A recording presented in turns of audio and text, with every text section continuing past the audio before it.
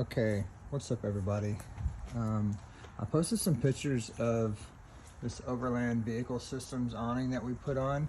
It's the Batwing 270 that wraps around all the way to the back. And it's cool because after you unzip it and it folds out this way, and then around the back, it opens all the way up around this way. And so when the back door is dropped, it covers all that too. So it's pretty cool. But the questions that people are asking me are how did I do it without putting a roof rack on top of the trailer? I didn't really want a roof rack because it makes a whistling noise that I used to have on an old truck. So this is how I did it. It's got the 1-inch beams that go inside the structure of the trailer as it is. So the hardware that it comes, it's not very pretty. I gotta clean it up, but it's secure and it's mounted and it's weatherproof. And the way I did is I took the brackets that came with the awning and I drilled them in from the inside out on either side of the frame beam of the trailer. And so it's 5/16 bolts, galvanized bolts, and I drilled them through and I mounted it this way. I had to kind of feel where the frame is because on the inside of the trailer, I'll show you in a second, has like cedar lining on the inside, and so some of you have seen that already, but this is how I secured mine. It's not like the only way to do it, but since I don't have a roof rack, this is what we chose to do. I bought 12 galvanized bolts, nuts, and washers, and then I put this gaff tape on and then drilled it through and sealed it and then secured everything with the nuts and bolts. So let me show you the inside of it.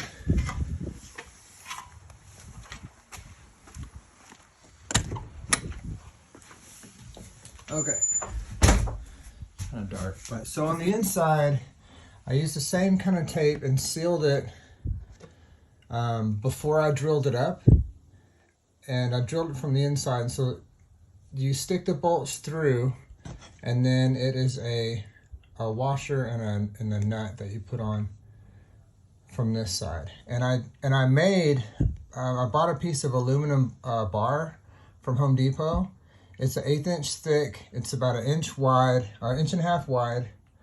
And it's really easy to cut with like a jigsaw we use, and then we sanded it with sandpaper to make it deburr the edges, and then set it on. I did 2 of them, and on each piece that we cut, you got to make it long enough. You got to cut them long enough to where both bolts are going to fit on there. So this sits on the outside of the beam, the structure beam of the trailer. And that's how we did that. And so I have 2 of them stacked up here. It's not like the prettiest thing, but we're going to get a cover for this to cover all these, and it might be a light that goes across that, but in the end, it's not that intrusive, you know. And now we have the Batwing on there, and I'll make another video of how we open the Batwing and stuff. I'll put some pictures up, and that's where the question spawned from, but that's how we put the Batwing onto our trailer with no roof rack. And you can see here, it's kind of made for it. So the Batwing is made to fit on a roof rack. But after you fit it up there, I kind of dry fitted it first and realized, man, I don't even need a roof rack.